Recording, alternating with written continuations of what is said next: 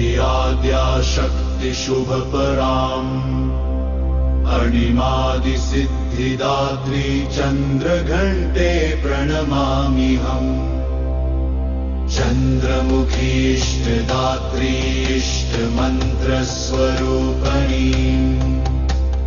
धनदात्री आनन्ददात्री चन्द्रघण्टे प्रणमाम्यहम्